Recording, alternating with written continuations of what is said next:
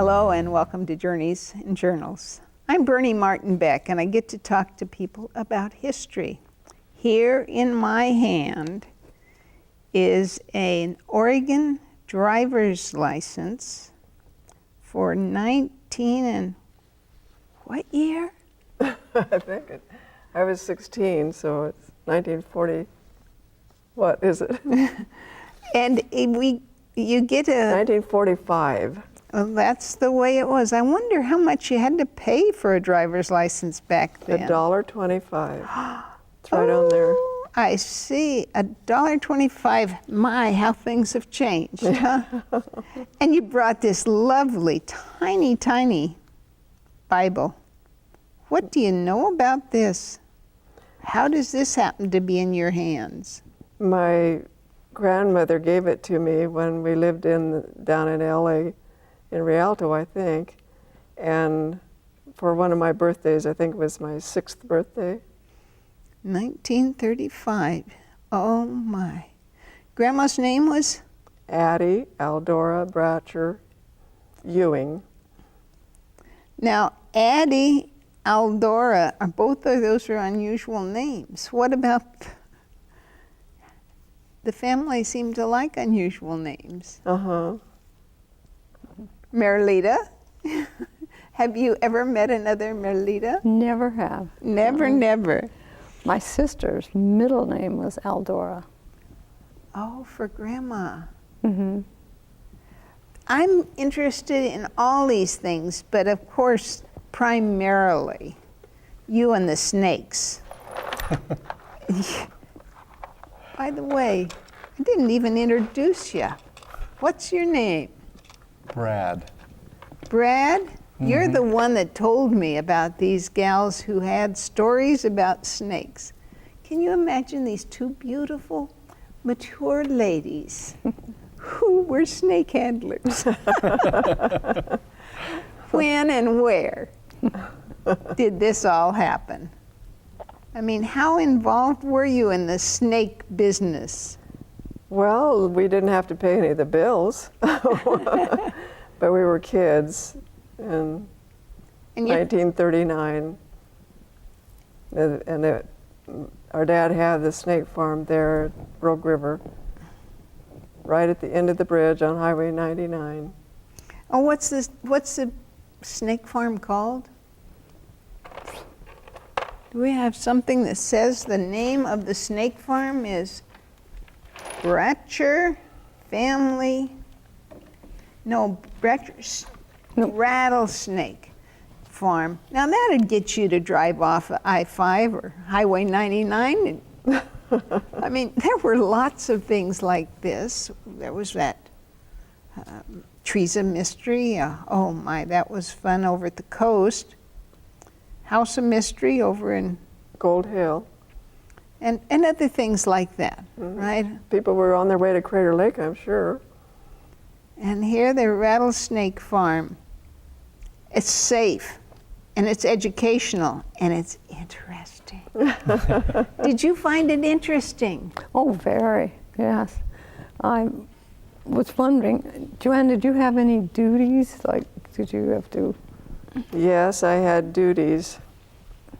We had to carry water to put in this for the snakes because there was kind of like a big cement basin just low for them to get water. And so we would carry water, but we didn't ever go down in there until one time my dad was gone and they were out of water. And how I ever got talked into going down in there, I do not know, but I did it. And I remember it. Oh. I don't think I did it more than once.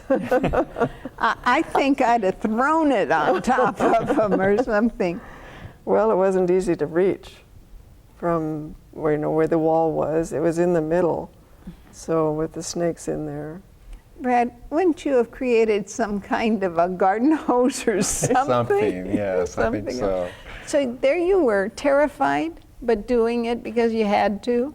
Well, I did it. I don't know. I guess I was told to, and kids kind of did what they were told to do. Oh, remember those days? Yeah. Yes. How many snakes would be a maximum you'd have at the snake farm? I don't know, one of those pictures, it looks like there's at least 50 in there. And there was the time that the one snake arrived in a box from in the post office, or how did it come? I just remember being at the train station, but And when you opened the box, there wasn't one snake in there? no, And many. they were poisonous too. Even the little baby snakes? And yeah, snakes are born live With their- births. They don't. yes. I thought they had eggs and. Not a lot of the poisonous snakes. I don't know how many, but Where did your dad get the ones that weren't mailed in?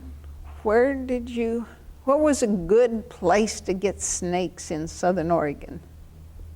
there's some cliffs. If you look across, looking east from Ashland, Van Dyke Cliffs it's called. He would go up in there and look for snakes, as well as Table Rock and Table Mountain. There's snakes here. Many people don't see them all that often, but they're here. Brett, when you decided that you would share this story, you first started with sharing it with children? Yes, at our church. And what had happened? How do children react to snake stories? Well, they get really big-eyed, and they hope that you have visual aids. And the little boys are like, wow, I hope he brought something real. And little girls, some of them are that way, and some are like, ooh, not so sure. Yeah. But the main thing was the crowd behind me. The adults were the ones I worried about, not the kids. What was their reaction? Several heart attacks, a couple of strokes. It was quite an event. You'll have to straighten your son out afterwards about telling lies. But anyhow, that's a neat story, because I can imagine you pulled out what? Oh, I had a 3-foot or 4-foot long rubberized replica of a snake, and I had it in a box, and we had someone in the back with one of my grandpa's original rattlers that had a microphone, and he was rattling it in the back, so it sounded quite real. Yeah, it did. And Let's you got to get it sideways and go like that. There's a technique. There's a technique Yeah. to how to make a rattle. Pretend you're a snake and it's at the end of your tail. You're the first to ever talk this way on TV. But we're talking history. This is here in Southern Oregon? That's one of the snakes that came in from Texas. That's a Texas diamondback. You got to know all these. Oh, a few. I saw a garter snake once and screamed like I was gonna get killed. How can you girls be so brave? You can handle them, and then you'll have to wash your hands, because they put off something that really makes your hands smell bad. Oh no. This snake happens to be about 12 feet long. You have it marked out here with a tape measure. Uh-huh. Wow. Who are the cute little kids? This is JoAnn right here, and this is our sister Lenora. So you are one of the big kids, is that I right? was one of the older, still older. Well, you brought, let's just find out. Your mom, a grandma, and a great-grandma Yes, uh-huh. married to this guy? Yes, I am. Merlin Fjarli. Yeah, well, I knew Merlin's father, mother, little brother, sister, but and tell me about your family. My family is, 3 of them live in the area. One of them is in Arizona. 3 boys. We have 4 boys. Okay. 3 are living near. And one's an artist that you didn't bring any of his work, but he does what kind? Bronze sculpture? Bronze sculptures and oil paintings. Oh, we could cut in something here and show that artwork. I was so privileged to be at one of the shows and see that down in California. Well, we'd love to have you come over and look. Oh, thank you. Maybe I can snap a picture and show Right. the world. And Grandma, are you Yes, I'm actually a 2-time great-grandmother now. And can you compete with her sister? Well, I think I've got 8 great-grandchildren and 7 grandchildren. Well, what a family. We have 6 grandchildren. So what do we have here? Pictures of girls, girls, girls. Yes, that's all my dad had. Mom and Dad didn't have any luck getting any boys. So they, there are lots of Bratcher. The name doesn't travel into the next generation unless you name your next kid middle name or first name of Bratcher, since unusual names come in the family. And Daddy asked several of the boys if they wouldn't take his name. Oh, he To did keep he? the name going on. Yeah. My youngest daughter's middle name is after Lindsay, Grandpa Lindsay. So we took his first name, but not Bratcher. Ah, His middle name was Adson. Edson. Ad. Oh, A-D-S-O-N. He was one of 12 children. He had another brother and 11 sisters. Is that right? That'd be 13. Bernie, I find that ironic that my grandpa's middle name was Add Son, but he had 5 daughters. He was trying to add a son until he filled the backyard. That's what he said to me when we were older. I'm going to fill the backyard with daughters until I get a son. and Grandma said, enough. Enough. That's right. He had more grandsons than he did granddaughters, though. Oh, he did.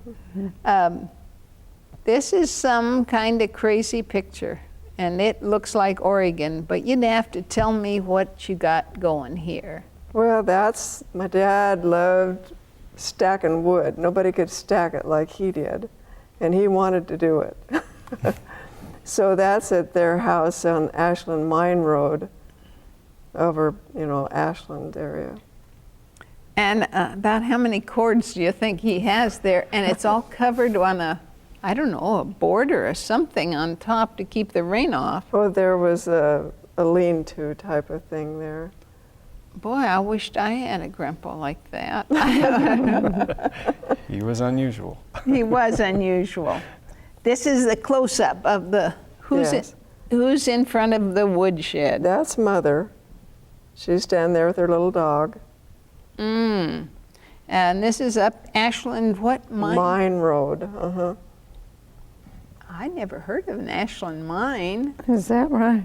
Yeah, Gold or silver, or what were they after? I think it was gold. Gold.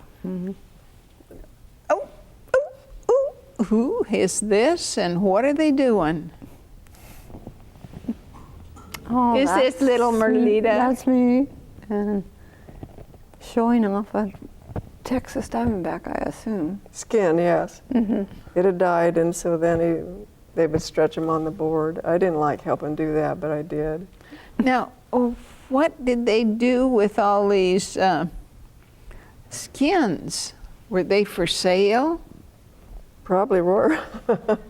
And what did they do with all these parts of poison? And he sold these different items? Yes. The venom was used in medicines, and so there was a market for that. And the gall also, there was a market for that.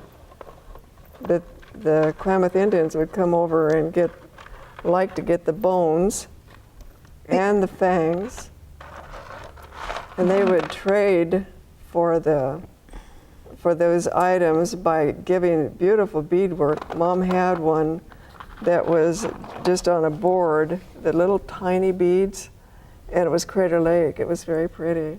And where is it now? Well, like all old things, they disappear. I don't know.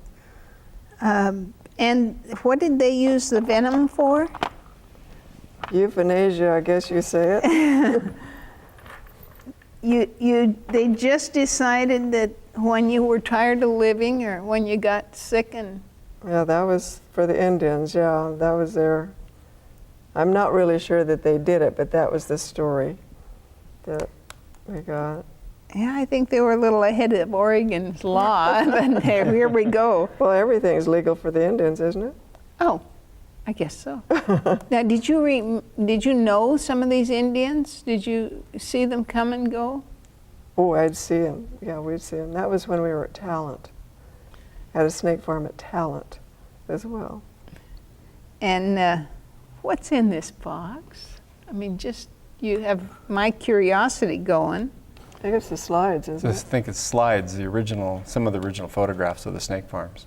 Oh, I checked how long it would take for us to get these made into positives, and I found somebody that could do it in 2 days. Well, that wasn't going to be okay, but maybe we can cut some of those in after we get them made into prints. I think there's possibly a picture of the buzzard that came to the snake farm that our dad brought to the snake farm. It was just a downy white ball. And when people would come in to see the snakes, well, it seemed to know that he was showing off. And so he would spread his wings full wide and just twist around and act like he was the king on the castle. You remember the buzzard? I remember the buzzard. He was fun. There's an interesting story about people coming to pay to go in and see the snakes, because we would have the snakes around, hold them in our hands, and Lenora, our sister, happened to have one kind of around her neck. And the lady was all just calm and paying and everything. And Lenora was standing right there. When she looked at her and saw the snake, that woman went berserk and ran out into the highway. So that was the end of us being up front with snakes. Ooh. Yeah. Do you have an idea what that one is? Yes. You do? Yes. Well, tell me. This you can't see it very well, but this is the wall for the snake pit. You know, from here up. There's a lot of deer horns and goat horns there, and entwined around it is snakes, Oregon rattlesnakes. It's called a timber snake. Oregon timber rattler. So they like to be. In the sun. Oh. I think I'd have had trouble at your place. Did you invite girlfriends over to stay the night, or I mean, did you ever have friends drop by and scare the? I don't remember. I didn't, I know. Scare them to death? No, I don't think we tried to scare anybody. I used to have dreams of that pit snake, a snake pit. And They were not very pleasant. Scary. because you knew that Dad had been bit, and It's just a strange sense that you get from watching those kind of move around. I don't think we ever have liked them since Adam and Eve. oh my. Now, you've got more pictures here. What is this? This is Lindsay Bratcher holding 2 snakes in his hand, right behind their head. That's a safe place to hold them? Yes. And when they would go snake hunting, they had poles and fastened with some string, and it was stiff enough to where it was like a hoop, and they would get the snake's head in it and pull back, and they had it caught with that. Like a noose, huh? Yeah. And not too tight. Yeah. Now, you say Lindsay? Yes, Lindsay Bratcher is our dad. So that's Daddy. He looks like a normal fella. But, you know, do you think that he had a love for snakes early on, or do you think he just did this to feed his family and to make a buck, let's say? I don't know. I really don't know. Did he don't ever know. bring him into the house No. or anything? Oh, no, no, Not even the little snakes? no. It weren't just table conversation or? No. I was told that she had a pet horny toad from Texas that she carried everywhere she went until it disappeared. You might ask her about where they found it. Leta, where did they find your horny toad from Texas? You have me stumped. Where did they find it? I don't know. Oh, I heard it was under the refrigerator. We didn't have a refrigerator. Oh, you didn't? Okay. Icebox, maybe? Icebox. We were lucky. Speaking of ice boxes, did you have delivery of ice or no? Because the ice used to see signs that would say that you'd want the iceman to stop and deliver. You didn't have that. Weren't that modern. We're talking 19 and what when you came to town? When we came to Rogue River, I think it was 1938. Very good year, you know. The year I was born. Yes. How about your favorite childhood story about Dad and Mom? Tell me about these people. Well, I don't know. You should have warned me. I could have been trying to recycle something. Well, let's let your little sister tell us. Yeah. the only thing that comes to mind right now is they had a flood in California, and Daddy and Mother took us over where the flood was not roaring, but just back away from it. We played around and had a really good time. So they weren't afraid of natural hazards anyhow. No. What's that picture all about? One of the Texas Diamondbacks had died, and they have a board there, and they're stretching the skin. Well, you wouldn't call it tanning, would you? What are they doing? Well, dried out in the sun. They didn't put any kind of... I was kind of expecting you to come with snake skins or something. Did they ever make shoes out of them, or? I imagine that he sold them for, because he did everything else, but I don't know that. Aha. I can tell you a story about one of the little snakes that got loose from out of the box. He didn't get them all into the snake pit. When we, at the snake farm, it wasn't running water and restrooms and all of that. It was an outhouse down the hill a little bit. And so summertime, I ran down there to go, and I looked down barefooted, and there's one of those little snakes right there. I got scared that time. Yeah. Now, the reason you were running barefoot, I mean, lots of kids did, but you had another reason. Well, we didn't have shoes when we needed them all the time. It was hard times, and having 5 girls, there was just not enough money to buy shoes all the time you needed them. And did you get the hand-me-downs from the big sisters? I did, and I could hardly wait for some of them. I really liked them. Your big sisters had good taste. I watched them wear them and liked them. And Mom was good at sewing. Mm-hmm. She made a lot of our dresses.